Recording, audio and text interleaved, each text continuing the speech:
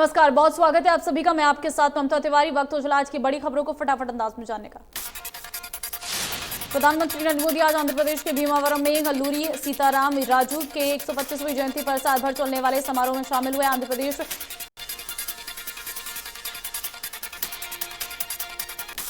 समारोह में पीएम स्वतंत्रता सेनानी अल्लूरी सीताराम राजू को एक भारत श्रेष्ठ भारत की भावना का प्रतीक बताया। उन्होंने स्वतंत्रता सेनानी को श्रद्धांजलि देते हुए कहा कि अल्लूरी ने हमारे देश को एकजुट किया है।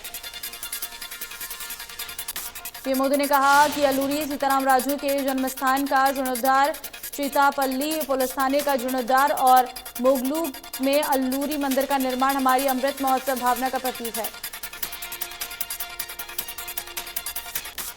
हिमाचल प्रदेश के कुल्लू में भयानक सड़क हादसा हुआ है। कुल्लू में शहर से तेज की तरफ आ रही निजी बस जंगला गांव के पास सड़क के नीचे गिर गई। इस हादसे में अब तक 12 लोगों की मौत है।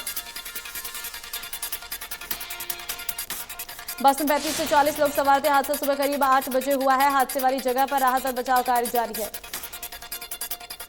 मुख्यमंत्री मनोहर लाल ने कुल्लू में हुई इस बार दुर्घटना पर दुख व्यक्त किया। उन्होंने ट्वीट कर लिखा है कि दुख की इस घड़ी में पूरे देश शोकाकुल परिजनों के साथ। सीएम मनोहर लाल ने ट्वीट कर स्वामी विवेकानंद को उनके स्मृति दिवस पर नमन किया और लिखा, राष्ट्र निर्माण के लिए उनके विचार को हमेशा मार्गदर्शन करते रहेंगे। शिक्षा मंत्री कंवरपाल गुर्जर ने यमुनानगर में मीडिया से बातचीत करते हुए कहा कि प्रदेश में शिक्षकों की भर्ती शुरू हो जाएगी और इसके लिए शिक्षा विभाग ने सीएम को प्रस्ताव भेज दिया है। शिक्षा मंत्री ने कहा कि सीएम के अप्रूवल आने के बाद भर्ती शुरू हो जाएगी। फिलहाल रिटायर्ड टीचर्स की भर्ती की जाएगी ताकि बच्चों को शिक्षा बाधित न हो। उन्होंने कहा कि हरियाणा के अलावा आसपास के प्रदेशों से भी शिक्षक आवेदन कर सकते हैं। शिक्षा मंत्री ने जानकारी दी कि विपक्ष गुमराह करने वाले बयान दे रहा है और शिक्षा का निजीकरण किया जा रहा। अग्निपथ योजना पर बोले कि मुख्यमंत्री कंवरपाल गुर्जर ने कहा कि युवाओं में योजना को लेकर भारी उत्साह है। 17-18 साल के युवा विरोध नहीं कर रहे हैं। 40 साल से ऊपर की उम्र की योजना लोग विरोध कर रहे हैं। गृह मंत्री अनिल विज आज हिसार पहुंचे, जहां उन्होंने डॉक्टर योगेश विदानी से मुलाकात की। मुलाकात के बाद विज ने कहा कि हमारे पुराने साथी हैं, अब ये युवा के अध्यक्ष के तब से उनका इनसे मिलना जुलना है। मंत्री अनिल विज ने कहा कि फार्मेसी पंजीकरण में भ्रष्टाचार की रिश्वत लेने के मामले पर कहा कि इस मामले की विभागीय जांच कार्रवाई की जा रही है। इस मामले में सख्त कार्रवाई की जा रही है। गृह मंत्री अनिल विज ने कहा कि क्राइम मुक्त भारत हरियाणा बनाना चाहते हैं। पुलिस विभाग द्वारा डायल 112 लॉन्च करने के बाद वो काफी सफल रहा है। प्रदेश में नशा मुक्ति के लिए अभियान चलाया गया। कोरोना को लेकर नजर रखे हुए हरियाणा में 350 केस आए हैं, जो बहुत कम है और नॉर्मल लोगों को कोरोना के प्रति स्वयं प्रोटेक्शन लेनी जरूरी है। हरियाणा के कैबिनेट मंत्री रणजीत सिंह ने रत्ताखेड़ा खरीफ चैनल की सफाई व्यवस्था के निरीक्षण किया और मौके पर अधिकारियों को आवश्यक दिशा निर्देश दिए। बिजली मंत्री ने कहा कि सरकार द्वारा मानसून के मद्देनजर बाढ़ बचाव प्रबंध किए जा चुके हैं। हरियाणा में बाढ़ जैसी कोई स्थिति नहीं है। प्रदेश में सभी बड़ी नहरों पर 16 पैनल लगाए जाएंगे। पैनलों से नहरों के साइड की पगडंडी भी कवर की जाएगी। अंबाला शहर से आज अमरनाथ यात्रा के लिए पहला जत्था रवाना हुआ है। इस विशाल यात्रा को अंबाला की मेयर शक्ति रानी शर्मा ने झंडी दिखाकर रवाना किया है। विशाल यात्रा को रवाना करने से पहले पूजा अर्चना की गई। मेयर शक्ति रानी शर्मा ने भगवान से उनकी यात्रा को सफल बनाने की कामना की और कहा कि वे खुद सौभाग्यशाली मानती है कि उन्हें इस यात्रा को रवाना करने का मौका मिला। होटल में टोल प्लाजा को लेकर कांग्रेस प्रदेश अध्यक्ष उदय ने गतपुरी टोल की तरह आसपास के गांवों को टोल मुक्त करने के लिए धरना देने की घोषणा की है। उन्होंने कहा कि जब गतपुरी टोल प्लाजा पर 6 गांवों को टोल मुक्त करा दिया गया और 20 किलोमीटर तक के गांव के लिए 200 रुपए का मासिक पास देने का ऐलान किया है, तो होटल में भी ऐसा ही होना चाहिए। कुरुक्षेत्र में आजादी के अमृत महोत्सव को लेकर भारत रत्न स्वर्गीय गुलजारी लाल नंदा की 124वीं जयंती समारोह आयोजित हुआ, जिसमें सांसद नायब सैनी, विधायक सुभाष सुधा आदि ने स्मारक पर श्रद्धा सुमन अर्पित किए। इस दौरान विधायक सुभाष सुधा ने कहा कि पूर्व प्रधानमंत्री भारत रत्न गुलजारी लाल नंदा की हमेशा प्राथमिकता रही है कि कुरुक्षेत्र का विकास हो। नंदा जी ने 1968 और 1971 में कुरुक्षेत्र से चुनाव लड़ा और इस लोकसभा क्षेत्र की तस्वीर बदलने का काम किया। पलवल के करमन गांव के पास टोल टैक्स को लेकर ग्रामीणों ने महापंचायत का आयोजन किया और कॉमन बॉर्डर पर लगाए गए टोल टैक्स को फ्री करने का आदेश दिया। 1 जुलाई से सिंगल यूज प्लास्टिक बैन होने के बाद नगर निगम द्वारा अलग अलग कई टीमें बनाकर दुकानदारों के चालान काटे जा रहे हैं।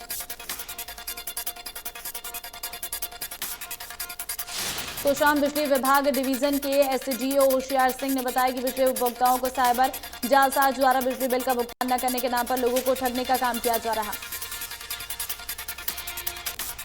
नूह में नगीना खंड के 52 गांवों के लिए पेयजल की समस्या पर 228 करोड़ रुपए खर्च होने जा रहे हैं, जिसके बाद ग्रामीणों की पेयजल समस्या दूर हो जाएगी। ये खर्च जन स्वास्थ्य एवं अभियांत्रिकी विभाग द्वारा किया जा रहा।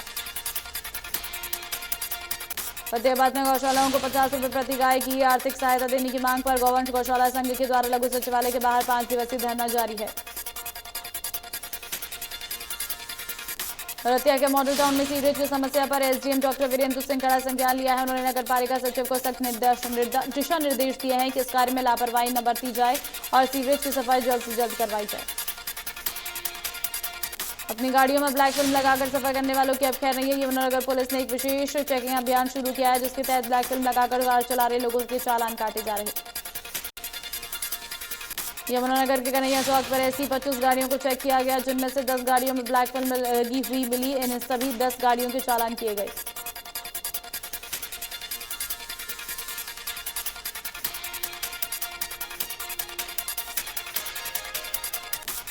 जुलाई को गुरुग्राम के विधायक सुधीर सिंगला और मेयर मधु आजाद महाराज दक्ष प्रजापति चौक का अनावरण करेंगे। साथ ही महाराज दक्ष प्रजापति की भव्य शोभा यात्रा भी शहर से निकाली जाएगी।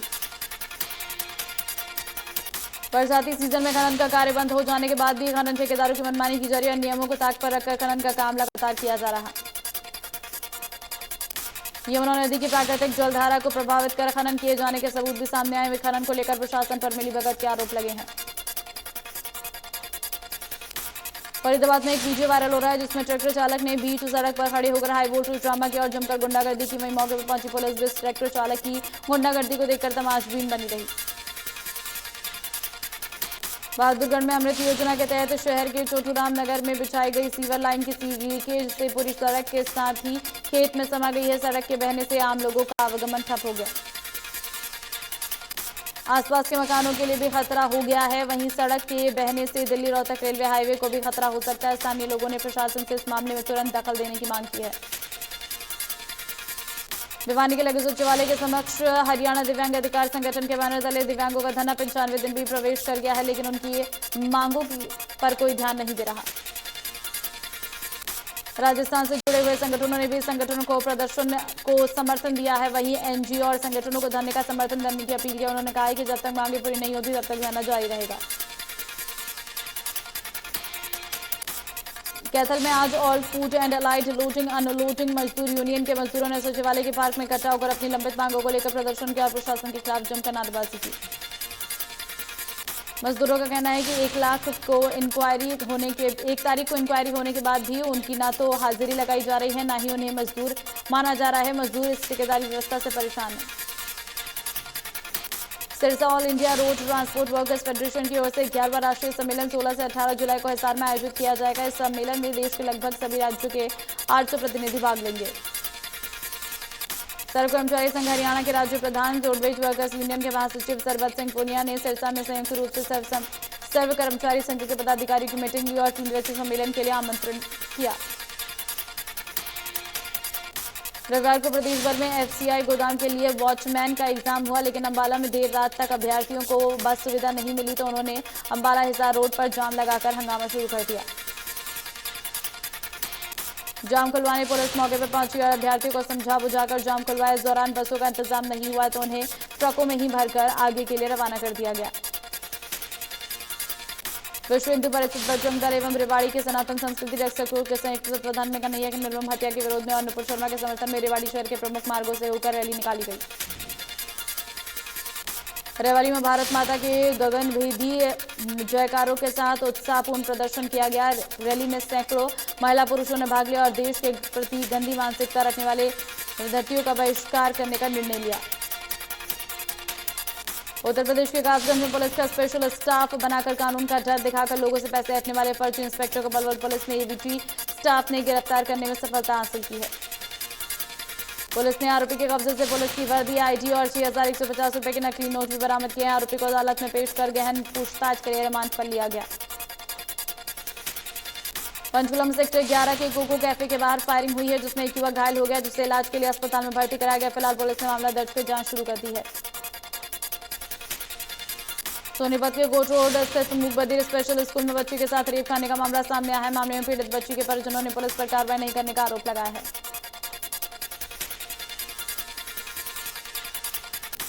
एक 150 ट्रांसफार्मर चोरी की वारदातों को अंजाम देने वाली गैंग के 4 आरोपियों को करनाल पुलिस ने डिटेक्टिव सेल से गिरफ्तार कर लिया है। पुलिस ने आरोपियों के कब्जे से देसी पिस्टल और वारदात में इस्तेमाल 3 मोटरसाइकिल बरामद की है।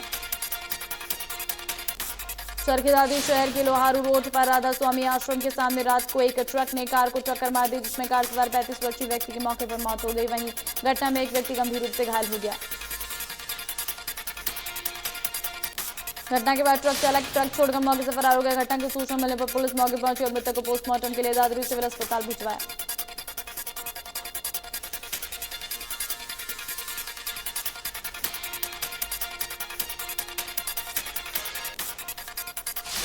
करनाल के तरावड़ी की मंडी सुपरवाइजर मुक्ति ने फांसी लगाकर आत्महत्या कर ली है। मंडी सुपरवाइजर नायब तहसीलदार की पत्नी मुक्ति तरावड़ी में ही सरकारी फ्लैट में रहती थी, जहां पर पंखे से लटका हुआ शव मिला। शव के पास एक सुसाइड नोट भी मिला है, जिसमें अपनी मौत का जिम्मेदार अपने पति को बताया है। सुसाइड नोट में लिखा गया है कि मेरे संस्कार में भी उस परिवार से कोई शामिल नहीं होना चाहिए। होटल में हसनपुर चौक पर दिन दहाड़ी एक बुजुर्ग दंपति से बाइक सवार युवक ने 40,000 रुपए लूटे। दंपति होटल के यूनियन बैंक से पैसे निकालकर घर जा रहा था। चरखीदादरी में बाबा गैंग के प्रमुख रोहित कल्याण द्वारा एक दुकानदार से 20 लाख रुपए की फिरौती मांगने का मामला सामने आया। बदमाश ने दुकानदार से व्हाट्सएप कॉल करके फिरौती और जान से मारने की धमकी दी थी। दुकानदार की शिकायत पर सिटी पुलिस ने केस दर्ज करते हुए 24 घंटे के अंदर बाबा गैंग प्रमुख रोहित कल्याण को काबू कर लिया। बदमाश रोहित पर विभिन्न धाराओं में थानों में 14 मुकदमे दर्ज है।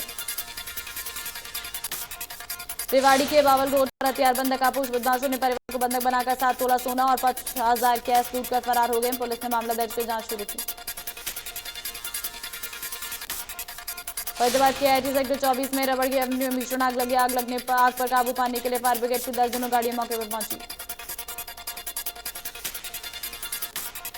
हादसे के बाद आजमजापुर गांव में घर पर लौटे किसान का ट्रैक्टर अनियंत्रित होकर पलट गया। इस दौरान किसान की मौत हो गई।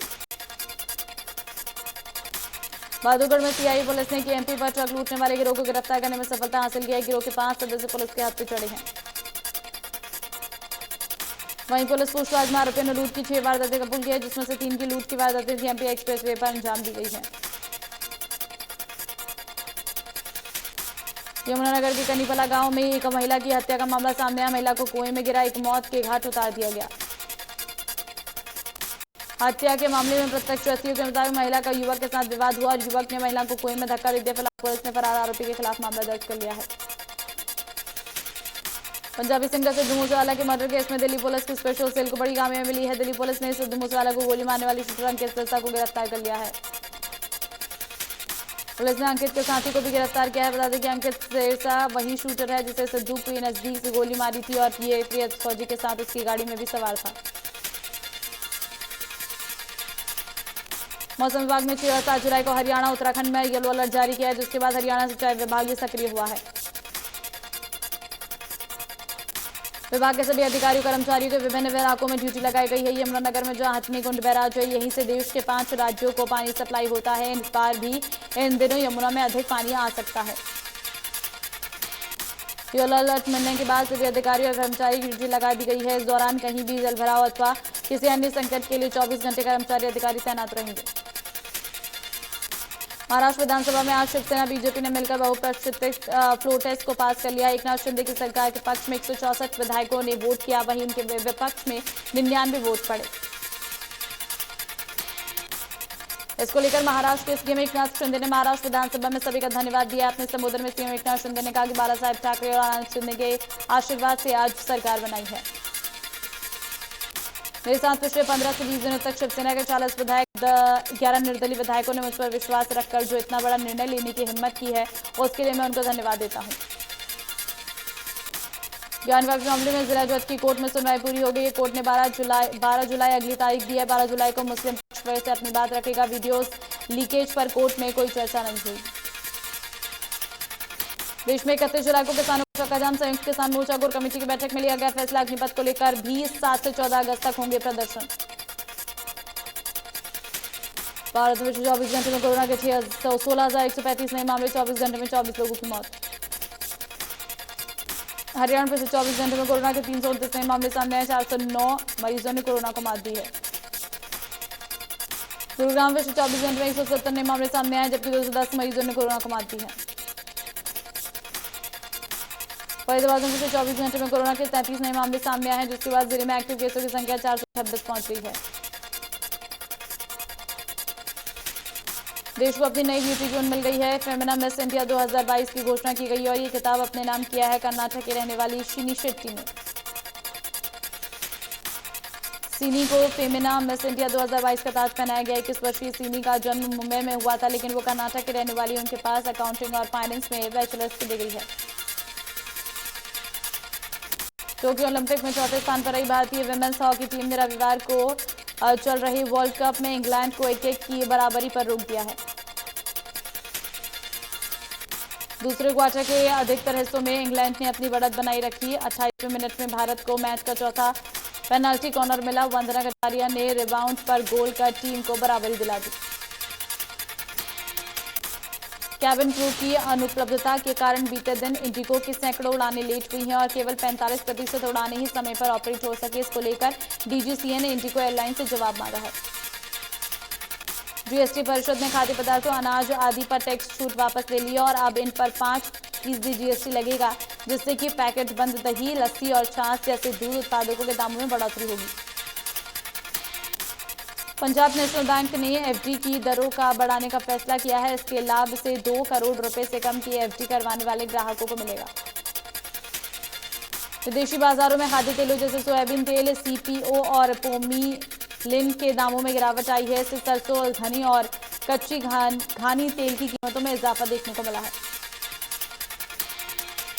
भारतीय सिनेमा जगत में 40 के दशक की अदाकारा नसीम बानो का आज बर्थ एनिवर्सरी। 1930 के दशक से करियर की शुरुआत करने में उन्होंने 1950 दशक तक अपनी एक्टिंग को जारी रखा था। एक्टर वरुण धवन और कियारा आडवाणी स्टारर जुगजुग जियो ने वर्ल्ड वाइड 100 करोड़ का आंकड़ा पार कर लिया। इस फिल्म में अनिल कपूर भी लीड रोल में है। देवीना बनर्जी और गुरमीत चौधरी ने 3 अप्रैल को बेटी एलियाना को जन्म दिया था। हाल ही में कपल ने अपने सोशल मीडिया पर अपनी बेटी का चेहरा रिवील करते हुए एक फोटो शेयर किया है। एक्टर आर माधवन की film rocketry the Navi impact ने बॉक्स ऑफिस पर दूसरे दिन रफ्तार पकड़ लिया। दूसरे दिन फिल्म के बिजनेस में 100% का ग्रोथ देखने को मिला है। फिल्म ने 2 दिन में वर्ल्ड वाइड 8 करोड़ रुपए के अधिक का बिजनेस किया है। आर माधवन की फिल्म में रॉकेटरी पर संजय दत्त ने सोशल मीडिया पर पोस्ट शेयर कर आर माधवन की एक्टिंग देख तारीफ की है। राखी सावंत बिजनेसमैन आदिल खान दुरानी को डेट कर रही है। हाल ही में राखी ने बताया कि आदिल दुबई में प्रॉपर्टी खरीदने का प्लान कर रही हैं। साथ ही राखी ने कहा मुंबई में प्रॉपर्टी के रेट दुबई से अधिक हैं। पॉपुलर कॉमेडियन कपिल शर्मा के खिलाफ कॉन्ट्रैक्ट तोड़ने के लिए नॉर्थ अमेरिका में एक केस दर्ज किया गया। रिपोर्ट्स के मुताबिक 2015 में कपिल को 6 शो करने के लिए पैसे दिया गया था, लेकिन कॉमेडियन ने उनमें से सिर्फ 5 शो ही परफॉर्म किए। सलमान खान की अपकमिंग फिल्म भाईजान को लेकर एक नया अपडेट सामने आया है। फिल्म में बॉलीवुड रैपर और कंपोजर हनी सिंह के साथ साउथ के हिट कंपोजर देवी श्री प्रसाद एक साथ म्यूजिक कंपोज करेंगे। फिल्म मेकर करण जौहर को हाल ही में बच्चों के साथ मुंबई एयरपोर्ट पर स्पॉट किया गया। जैसे ही करण पार्किंग एरिया में पहुंचे, उन्होंने अपने बेटे यश और बेटी रूही से पेपराजी को नमस्ते करने के लिए कहते हैं, जिसे देखकर फैंस लोग बच्चों के संस्कार की तारीफ कर रहे हैं। एक्ट्रेस रवीना टंडा ने हाल ही में खुलासा किया है कि ट्वेंस में उसके साथ भी मुंबई की लोकल बसों में छेड़छाड़ होती थी। दरअसल रवीना ने सोशल मीडिया पर एक ट्रोलर को जवाब देते हुए बात कही है।